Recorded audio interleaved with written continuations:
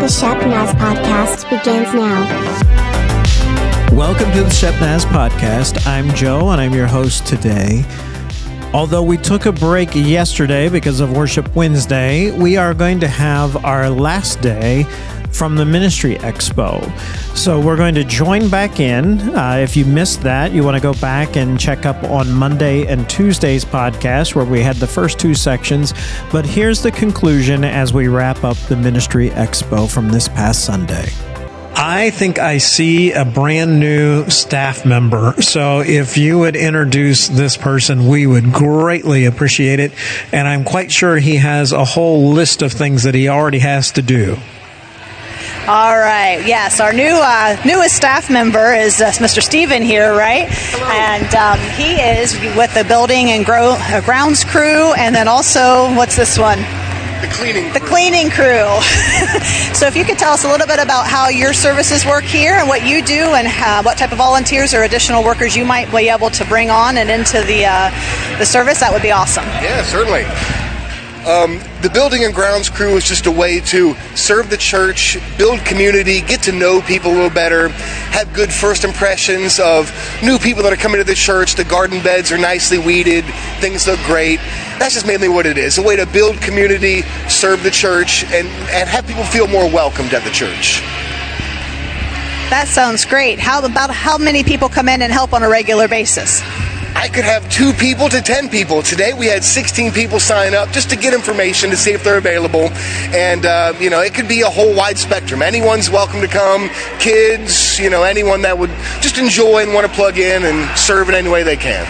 And I think for those that are online, if, again, like Natalie said, you're interested in joining the crew, just let the connection card know or the prayer request, even in that section there.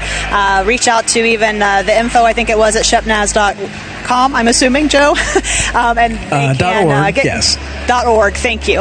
And they can get connected to Stephen and team and be able to get out there and help continue to make our campus look amazing. So thank you for all that you do. Thank you very much. All right, thank you. And it looks like they're, based off of the sign, it looks like they're meeting on the second Saturday of each month. Just keep up to date with everything that's going on by going to shepnaz.org. You can go /calendar and find all of those dates. All right, Sarah, we are headed now. I recognize this man, and I assume a lot of people do online, Pastor Tim Swanson. Yes, Joe, we're here with Tim Swanson, Pastor Tim Swanson, and we're here to talk about the Johnstown campus. So if you can tell us a little bit about what the Johnstown campus is, the different people that are on these boards here, and how they can get connected. Gotcha. Well, I'll tell you, it's been exciting to be able to expand and have this second campus in Johnstown, Ohio, which is just about a half hour from our Gahanna campus. And this started out as coming alongside another church that had already been present there in Johnstown and meeting at a local high school there at Northridge High School. And we came alongside them and started to provide some support, and one thing led to another. And as it turns out, their pastor had to retire, and our church ended up merging with theirs, and now we have Shepherd Church now meeting in 2 campuses, actually 3 campuses when you think about our online, because we have Gahanna, we have Johnstown, and then we have the online campus as well. So we have Nick Shaner, and this is Nick Shaner and his wife Cheney. They are the campus pastor there, and they have 2 little ones. They actually have a brand new newborn that was just born about a month ago, not even that, I think. And then this is Noah Burris, and Noah is leading worship there at Johnstown. We're in a partnership with Youth for Christ over there, where we kind of share some facilities, and you'll find that over here. The picture of this brick building that you see is an old Catholic church that we are remodeling and hope to be in a couple of weeks. We've added some great technology to that. There are some of the worship services are live streamed over from the message that's preached here in Gahanna, and then other times it'll be live preaching with Pastor Nick. And then there's a building right next door to that in this picture, and that's where they're currently worshiping until we can get into this new worship space. So just really, really excited about what God's doing in Johnstown. There's a lot of growth in Johnstown right now, and we're also looking for opportunities for people to come over to serve, whether it's with kids ministry. Pastor, whether it's to serve with kids ministry as a greeter in tech, there's a number of tech opportunities, and then also we're also hoping to find some families who are part of the Gahanna campus today, but who could make a commitment, and we'd love for them to commit for even up to a year to be over there on a regular basis on Sundays to help strengthen that campus. Oh, we do have someone at the Caring Hands Ministry. Yes, we do. And her name is Sherry. Hi, this is Sherry, and we're here to learn a little bit more about the Caring Hands Ministry, what you do, how to get connected, what support do you offer, I guess, is the important one there. Okay. What we do is we provide the meals after a funeral service that's usually held here at the church, so the friends and family can come in here and visit and have some time together. And what people do is they sign up with their email address, and whenever we get word of a funeral that's going to be here at the service, we send out an email, and then people have a chance to sign up for side dishes to bring, whether they want to help set up or tear down, right, or even serve during the meal. So it gives everybody an opportunity to help out with somebody who is grieving at the time. So that's what we are here for, is just to help support the families. And I love that you don't have to know how to cook in order to contribute, right? So right. Just show up and help serve or do the heavy work, But yeah, I enjoy doing that, and it's always rewarding to see the family and how appreciative they are. It's definitely during a hard time to be able to just have that place to come and connect and reminisce about those that have passed. Exactly. So we appreciate all that you do, for sure. Again, this one's obviously as needed type of basis, and is communicated through email usually that there's a need. And the need is always fulfilled. I've never had a problem where something didn't get signed up for. That's amazing. And for those that maybe haven't done that before, as Sherry mentioned, we'll send an email out, and then there's actually a sign up online, and so you can see who's bringing what, or what needs are needed, as well as what's being filled, and then that way you can find a slot to help out if there's, and that's including the setup and the tear downs as well. So, all right. Well, thank you, Sherry. Is there any other questions, Joe, that you've got for the Helping Hands Ministry? No, I was just admiring the apron and thinking, it might be worth signing up just so that you can have an apron like that. He was admiring your apron and thought it'd be great to help clean up just in order to get an apron to use. That's true. There you go. I like it. Yeah. All right. Well, thank you very much, Sherry, for all that you do. I think, Joe, now we're moving on to one of our favorite, the tech, right? Yes, a rather large display there, and there's a lot of different things going on with the tech ministry, so we're going to turn it over to Luke Prosek, and he'll talk to us a little bit about that. Yep, Luke, I think you're going to take this one. All right. I think actually Josh is going to come over here. And with the guy behind the camera. Yeah, here we go. So all the while, of course, one thing that's a little bit different with the tech ministry is that while we're supporting some of the other ministries, we also need to do our part at the booth. So not only are we broadcasting right now, but we are also participating in the Ministry Expo as a booth. So go ahead and tell us a little bit, Luke or Joshua. Tell us a little bit more, Luke or Josh, about what we do in tech. You go first, then I'll clean up. All right. So we do both Sunday morning services and big projects here around the church. For Sunday morning services, we have all kinds of positions, from audio to camera operator, and then all the way into your stream hosts, if you're more interested in connecting with people on live via the live stream. And then we do projects like this room here. We just revitalized this room, built the screen behind us, and the sound system that we're hearing this music over. Our big project right now is working over at the Johnstown campus, installing the screen over there. So, yeah. Yeah, we get to do a lot of cool stuff.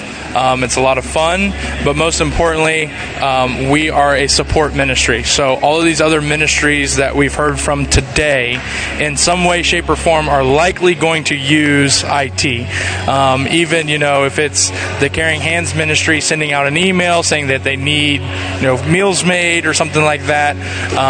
They're really, we live in a day now where technology isn't used. It's always going to be used. Sorry, I said that wrong. It's always going to be used. So we get to support all of these other ministries, providing tools so that they can do their ministry effective. Like Luke said, probably the most visible things that we do, it's kind of the whole lights, camera, action for the live stream, and the sound and the lights for our services. But we also do stuff like infrastructure, the network infrastructure for the school and the offices and everything that's going on throughout the week here on campus. If you have any technical desire, technical skills, and a desire to serve, we'd love to have you on the team. All right, let's see. And I think what you said, too, is if you have a desire to be in the technology area, but you don't necessarily have the skills, I think we're really willing to bring you on and help teach you what you need to know, right? Yes, so we kind of have a program, per se, to get people involved. We do a shadowing program where you will tell us what you're interested in, and we won't just throw you into the deep end. We'll let you work with someone who's been trained on that until you're comfortable, and then when you're comfortable doing that, we'll let you go on your own. What's cool about that is we're able to see people come in, develop their skills, and then beyond that, once you start getting familiar with the systems that we use, then you start to be able to we give the opportunity for our volunteers to be creative as well. Luke is one of our main lighting guys, and so he learned how to program lights, but then from what he's learned, he's then able to be creative and give his expression through lighting of the lyrics or create an atmosphere of worship. And so beyond just the technical, there's also this creative side of the tech that we do. All right, Zach, tell us a little bit about the worship team and what you guys do and how people can get connected and just all the awesomeness that you guys are. Absolutely. Well, if you have attended or watched the service, you probably get a little taste of what we do. So we lead the church into worship every single Sunday, and our goal is always, yes, we want to play with excellence, but the biggest thing for us is we just want to lead people into an encounter with Jesus and His Holy Spirit through music, which is so awesome. And so we're so blessed to have a team that we have. As far as we have piano players, we have bass players, electric guitar players, acoustic guitar players, drummers, singers. We have some that do frontline stuff, solo stuff. Violin, yes, choir. So tons of cool opportunities to serve. And one thing I always tell people, they always get nervous, I can't be in front of people. The fun thing about it is we're not up there for people. We're up there for Jesus, and so it kind of takes that edge off a little bit. But yeah, if you're ever interested and want to serve, if you have the gift of music or singing, hit us up. We'd love to have you. So obviously we see you on Sunday mornings, and sometimes you're at some other of the events that we have as well to support. But what does the commitment look like throughout the week in order to help us get to where we are for that production on Sunday? Absolutely. So we rehearse on Tuesday evenings.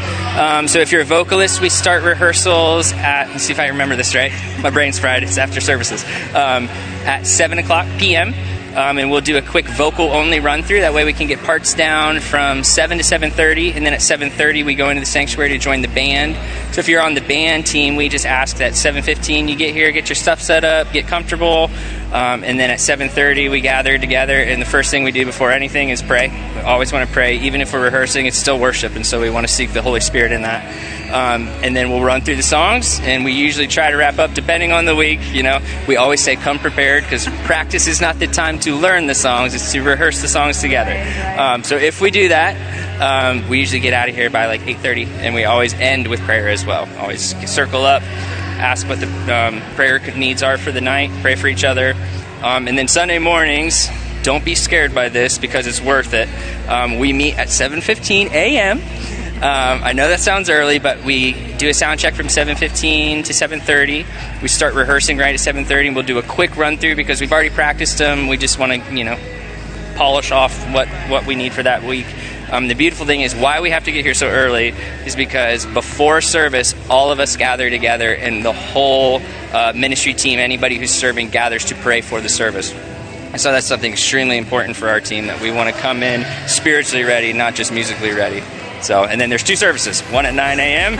and one at 10:45, and that's at this location. But if you're ever interested, there's also worship opportunities at our Johnstown campus, and they meet on Tuesday evenings for rehearsal as well. Noah is the worship leader over there, and then I think they usually get there around 9 o'clock, and they have the service at 10:45. Okay, that's awesome. Well, lots of great information. We again appreciate everything that you do and bringing us to worship before we have the service. So thank you so much. We appreciate you too. Thanks. Well, you have a great afternoon. Thank you. We hope you've enjoyed these past few days where we've taken a look at things that happened at the Ministry Expo, and we just hope that you will seek the Lord on what He would have you to do in the kingdom.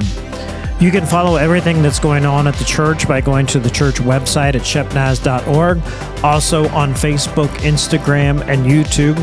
For everyone at the Ministry Expo, I'm Joe. Have a great day. This podcast is a production of the Shepherd Church of the Nazarene, Gahanna, Ohio. Email to podcast@shepnaz.org and let us know what you think.